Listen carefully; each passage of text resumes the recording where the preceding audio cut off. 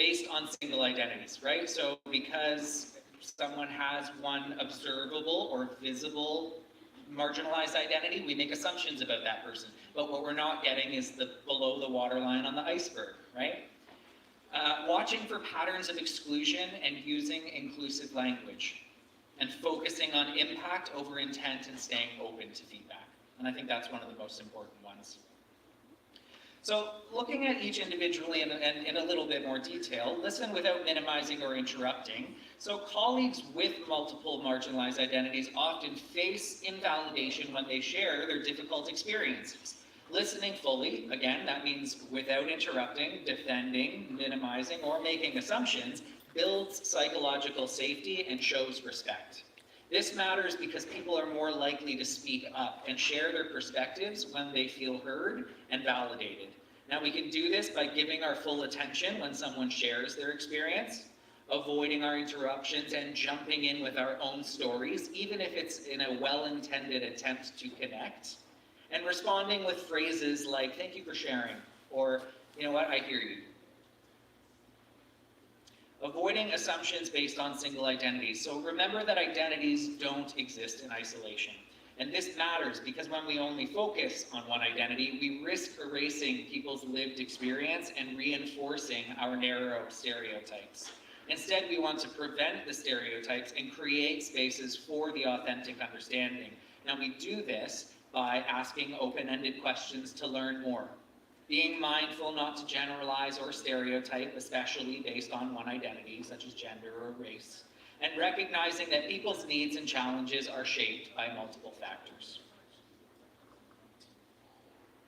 Now, when it comes to watching for patterns of exclusion and using inclusive language, we want to observe who's being consistently left out, interrupted, or overlooked in meetings and conversations, and use inclusive language. This isn't about being PC or woke or being like political correctness when I say PC. It just shows that people are seen and that they're respected. This matters because language and patterns of exclusion are going to be the things that definitively shape culture. Small acts of invisibility can build into systemic exclusion over time. And we can do this by using people's correct names and pronouns, noticing who's being left out or talked over, and avoiding jokes or comments that reinforce bias. Has anybody ever been on the receiving end of a microaggression where you attempted to explain that it was a hurtful comment and the response back was, "I was just joking"? You can get that mosquito bite a lot of times, and it's not going to change how impactful it is, because once in a while, a mosquito bite, not a big deal, but when you face it every single day or you've got hundreds of bites all over you, real problematic. Now, focusing on impact over intent and staying open to feedback. Harm can occur even when someone means well, right? Acknowledging impact without getting defensive is a key part of building inclusive relationships. This is especially important when working with people who face these overlapping forms of marginalization. And this matters because prioritizing impact over intent helps to build trust, and it creates accountability and growth, making the workplace safer and more inclusive for all. Now, we do this by avoiding defensiveness and listening to how your actions affected someone. So when someone starts to tell us that we've said something maybe wrong or hurtful or impactful, we don't immediately get defensive, build walls, and say, "No, I was just joking," or "You misunderstood." We actively listen, and rather than reacting emotionally, we respond intentionally.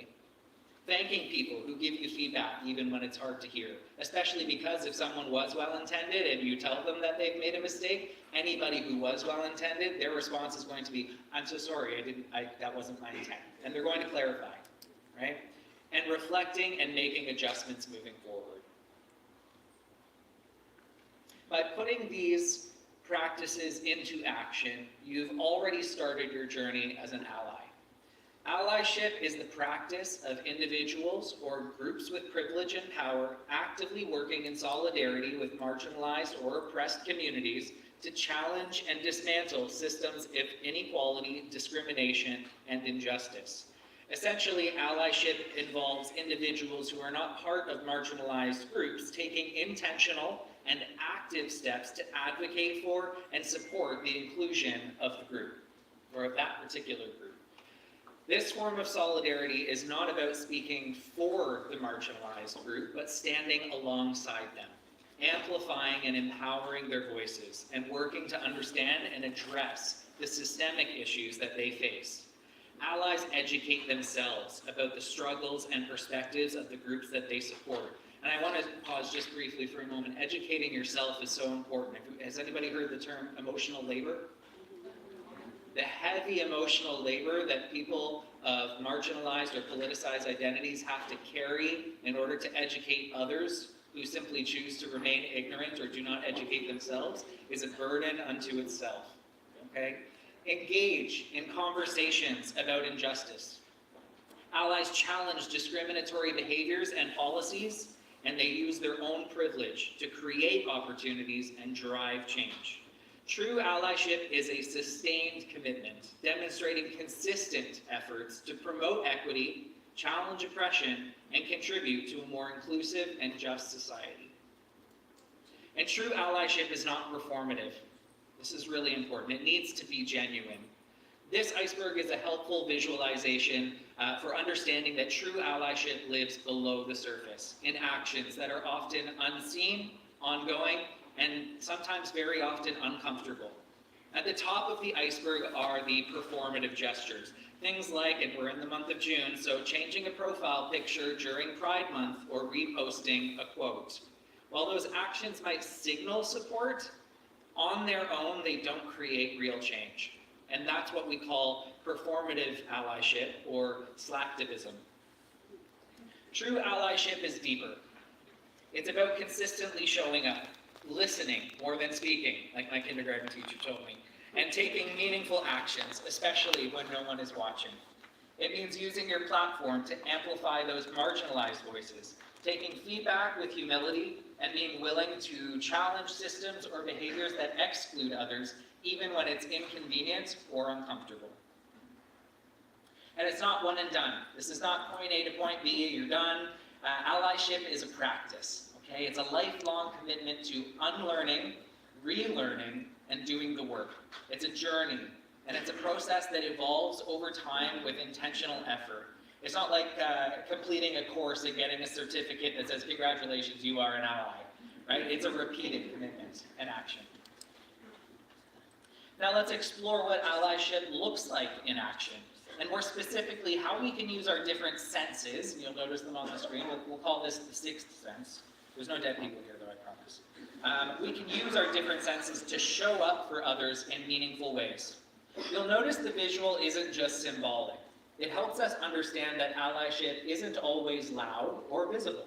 It can show up in different forms based on what we each have access to and where we are at different places in our journey. So the mouth is to speak up respectfully.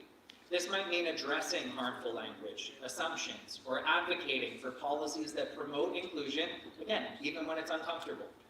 The nose is how we sniff out bias. Pay attention to things that feel off, whether it's a policy, a tradition, because conformity for conformity's sake and the status quo doesn't need to be status quo, especially if it's politicizing or negatively impacting and hurting these marginalized identities. And then we question it with curiosity and with care. The eyes are how we see privilege. Recognize how your experiences might differ from others. The hands are how we take action. Whether you're organizing, hands are how we take action. Whether you're organizing, you're showing up, or you're stepping in to support, allyship is ultimately about doing, not just knowing. We all have different access to these senses, right? Not everybody might have access to every sense at every point in time. And that's okay, but what matters is engaging intentionally with what we can do. And I want to emphasize here at the end of this slide that we want to remember being inclusive and being an ally is not about perfection. It's about consistent, thoughtful effort, trying. So, now that we've learned about inclusive practices and allyship, let's hear from everyone again. Which inclusive actions can you commit to in the coming weeks? Hardest question of the day, I promise. Take a moment to think about that.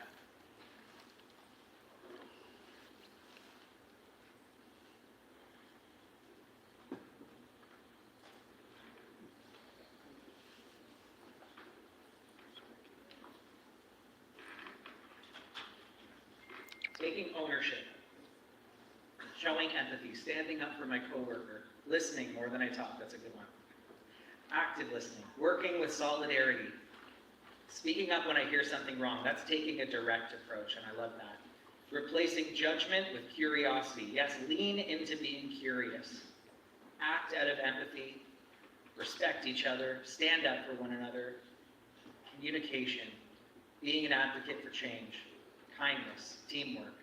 Yeah, these are great answers. And these are your peers, right, folks? This is you collectively working collaboratively to make sure that you can make positive, real change and influence that at SEIU. Wonderful. Now, being inclusive and an ally isn't about saying the right buzzwords. It's about practicing inclusion and allyship consistently. When we support people, especially those with multiple marginalized identities, we don't just help them. We create a stronger, more human-centered workplace for everyone. Now, this brings us to the conclusion of my session today, and I just want to take a moment to pull it all together, and then we'll look at some key takeaways before making a little action plan for everyone in the room. So, we've explored how our identities overlap in ways that shape our experiences with privilege, bias, and belonging in the workplace. We understand intersectionality helps us move beyond a one-size-fits-all approach to inclusion and towards practices that recognize the full complexity of each other's lived experience. That inclusion is built through everyday choices, how we listen, speak, support, advocate, lead. Whether you carry more privilege, more marginalization, or in some scenarios, perhaps both, we've learned that you have a role to play in creating an equitable workplace. And finally, that this work is not about perfection. It's about progress, accountability, and showing up with empathy and intention. So let's keep asking ourselves in the workplace, whose voices are missing? Whose needs are unmet? And how can I use my role to change that? Together, we can create a workplace where everyone, in all of their complexity and in each of their identities, has the opportunity to belong and to thrive. So I'd like to ask one final follow-up question here. One thing that you'll take away from today's session, this is how you make a commitment to yourself. There's no right or wrong answers here. Just go with your gut instinct. What is something that you can take away from this session and how you will use that and commit to yourself and through yourself to your peers and your colleagues, something that you'll take away and apply moving forward? Courage. You're a ableist, okay. Inclusiveness. Impact over intent, which is mind-blowing. Empathy. Being aware. Fit into my okay, we're going quick. This is good. Everybody's getting their answers in. Be open-minded. Ally. Intentional. I will keep seeing myself in others. Need to be a stronger voice. Advocacy. Awareness. Empathy. Great. We've got over 79 answers and climbing in the room. This is wonderful. I think that everyone here today has very clearly, very evidently, and I like this one, to be more mindful, because mindfulness is what is the foundation for all of this, is that you can come away with and hopefully create that equitable workplace and enjoy the rest of your day. Thank you so much for joining me today.